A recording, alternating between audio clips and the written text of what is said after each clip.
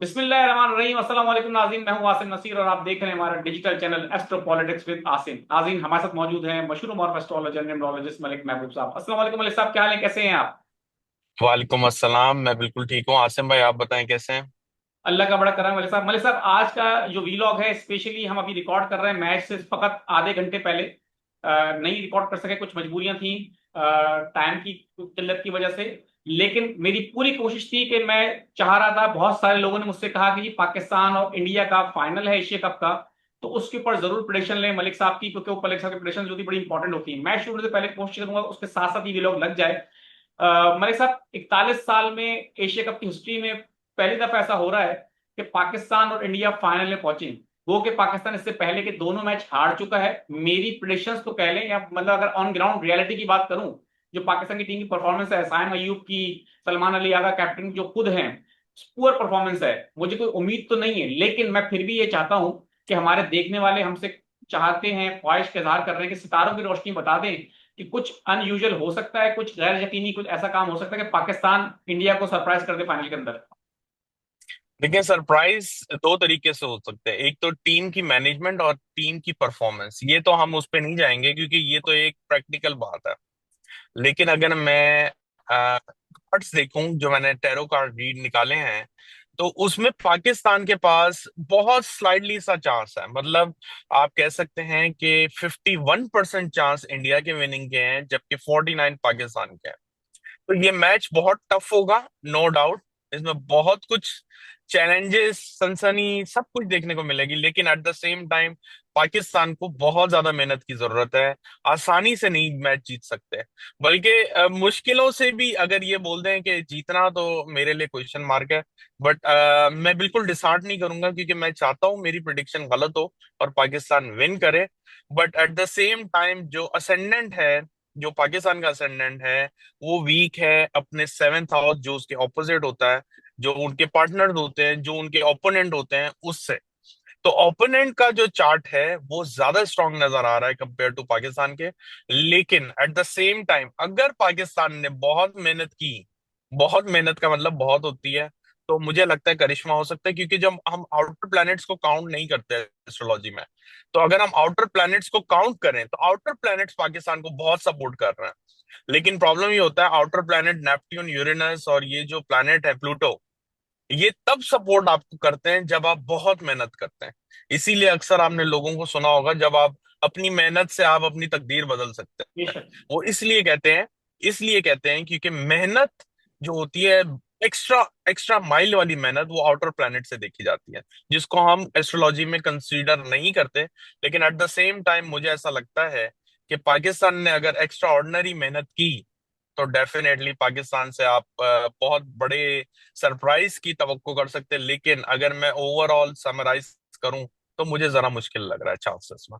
बिल्कुल ठीक है मलिक साहब, लग तो ऐसा ही रहा है बाहर हमें भी। लेकिन आप क्या समझते हैं कि ये मैच जो है, जैसे हमने पिछले दोनों मैच देखे, उसमें वन साइडेड रहा। पाकिस्तान ने कहीं भी ऐसा नहीं लगा कि इंडिया मुश्किलात का शिकार दिखाई दे रहा है, बहुत टफ हो गया, मैच फंस गया है। पाकिस्तान को इजीली उन्होंने डिफीट किया है। पहले मैच की अगर बात करें, उसमें तो बहुत ही आसानी से शिकस्त हुई पाकिस्तान को। दूसरे में पाकिस्तान ने बेशक के टोटल अच्छा बनाया था, 172 का टारगेट था, लेकिन इंडिया ने उसको भी बगैर किसी मुश्किल के आखिरी ओवर से एक ओवर पहले ही उन्होंने पूरा कर लिया। और विकेट भी उनके हाथ में थे 4-5 गालबन।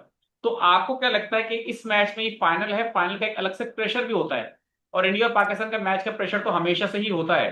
तो आपको जी, लगता है मैच में कोई ऐसा भी मोमेंट आ सकता है कि जी पाकिस्तान कहीं थोड़ा पलड़ा भारी भारी हो और इंडिया मुश्किलात का शिकार दिखाई दे, या वरना वन साइडेड ही हमेशा की तरह ये मैच भी आपको जाता दिखाई दे रहा है?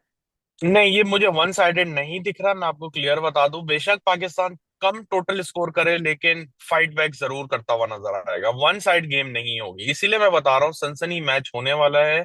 क्योंकि असेंडेंट और जो ओपोनेंट है बहुत स्ट्रांग है, लेकिन ओपोनेंट थोड़ा सा ज्यादा एक्स्ट्रा माइल नजर आ रहे हैं, जिसकी वजह से मुझे डाउट है। मैं नहीं कहूंगा क्योंकि ये मेरी खुद की टीम है और मैं चाहता हूं कि पाकिस्तान विन करे। एक जमाने में मैं भी बहुत बड़ा फैन था, लेकिन जब से एस्ट्रोलॉजी शुरू की है, तो अब फैन जरा कम हूँ, मैं एस्ट्रोलॉजी का फैन ज्यादा हूँ। तो मेरी ख्वाहिश है कि मेरी ये रेटिंग गलत हो और पाकिस्तान विन करे। Anything is possible. मैंने जैसे आपको बताया, आउटर साइड के जो प्लैनेट होते हैं, वो आपको तब काम करते हुए दिखेंगे जब आप एक्स्ट्रा माइल जाके अपनी एफर्ट्स दिखाएं, अपनी मेहनत करें। इसलिए ये इतना आसान नहीं है जितना आप आसान समझ रहे हैं। चलें, बिल्कुल ठीक है मलिक साहब। आखिर में मैं चाहता हूँ एस्ट्रोलॉजी के हटके, क्योंकि आपने तो बात ही एस्ट्रोलॉजी पे की है और आपका बनता भी यही है। डेफिनेटली आपने रीडिंग अपनी दे दी, आपने अपनी पेशेंट को दे दी, ऑन रिकॉर्ड है। As a cricket lover, cricket fan, आपको क्या लगता है पाकिस्तान कहीं कोई सरप्राइज करता हुआ या इतनी मेहनत करता हुआ नजर आ रहा है, या उसके इंडिया को सरप्राइज कर सके? देखें, मैंने आपको जैसे बताया, मुझे लग रहा है सरप्राइज करे, लेकिन स्टिल इंडिया अब भी अपर हैंड रखेगा, अब भी अपर हैंड रखेगा। बिकॉज इसमें पाकिस्तान के कसूर नहीं है, इसमें बहुत सारी चीजें इन्वॉल्व हैं। सिर्फ प्लेयर्स को आप ब्लेम नहीं कर सकते, पीछे से इनकी मैनेजमेंट को देखें, इनके कोचेस को देखें, इनकी प्रैक्टिस को देखें, इनके जो ये लोगों को रिवॉर्ड्स मिलते हैं उसको देखें, बहुत सारी चीजें हैं। तो मैं नहीं कहूंगा कि सिर्फ प्लेयर्स के ऊपर डिपेंड करता है, इनकी साइकोलॉजी को देखें। आप साइकोलॉजी देखें ना, इंपॉर्टेंट तो साइकोलॉजी। आप श्रीलंका के मैच की बात कर लेते हैं जो रिसेंट गया है। जैसे मैंने बताया, मैं नहीं देखता, मैं सिर्फ हाइलाइट्स देखता हूँ एंड में। तो मैंने हाइलाइट्स देखी, तो जब ये मैच मतलब चल रहा था, बैटिंग चल रही थी, तो मैंने कहा यार ये क्या खेलेंगे किसी के साथ। सही सो बात। कंसिडरिंग, लेकिन एट द सेम टाइम उन्होंने अपनी एफर्ट दिखाई, बॉलिंग में उन्होंने अच्छा काम करके दिखाया, फील्डिंग अच्छी थी, तो रिजल्ट आए। तो मैं यही कह रहा हूं कि इनकी साइकोलॉजी के ऊपर बहुत काम करने की जरूरत है। पाकिस्तान में प्लेयर्स बहुत बैठे हुए हैं, लेकिन प्रॉब्लम यह है कि पाकिस्तान की साइकोलॉजी, जो प्लेयर्स की साइकोलॉजी है, वो डिस्टर्ब है, जिसकी वजह से ये सब चीजें फेल हो जाती हैं बार बार। बिल्कुल ठीक है। मलिक साहब, मैं चाहता हूँ आखिर में कुछ सवाल ले लूं, क्योंकि हमारी एक रिवायत है। मेरी कोशिश तो जी। थी कि आज की क्रिकेट के ऊपर वीलॉग कर रहा हूँ, स्पेशली सवाल ना हो, लेकिन कुछ लोगों ने सवाल भेजे हैं। थोड़े जी। सवाल लूंगा, बाकी लोगों के सवाल बाद में लेंगे हम। जी। मोहम्मद रमजान खान है, 18/2/1985 इनकी डेट ऑफ बर्थ है। वो कह रहे हैं कि मैं गवर्नमेंट जॉब कर रहा हूँ, एक मंथ पहले आयरलैंड के लिए अप्लाई किया है। काइंडली बताएं कि मेरा काम हो जाएगा कि नहीं। जायचे से देखना पड़ेगा, ऐसे नहीं पता चलेगा, जायचा देखना पड़ेगा। बिल्कुल ठीक है।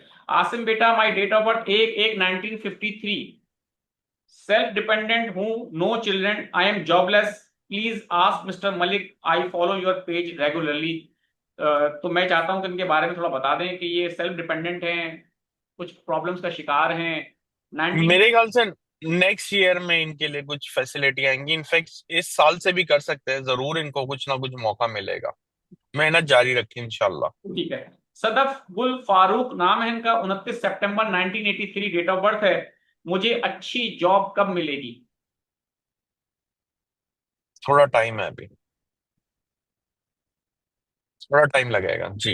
रायान नाम है, 19 दिसंबर 2008 इनकी डेट ऑफ बर्थ है। फ्यूचर में कौन सी प्रोफेशनल लाइन लेनी चाहिए? नायन साहब, आपका चार्ट कॉम्प्लिकेटेड है, जायचे से पता चलेगा, ऐसे नहीं पता चल पाएगा। बिल्कुल ठीक है। नोमान साहब है, 5/9/1984 इनकी डेट ऑफ बर्थ है। परमानेंट जॉब कब होगी?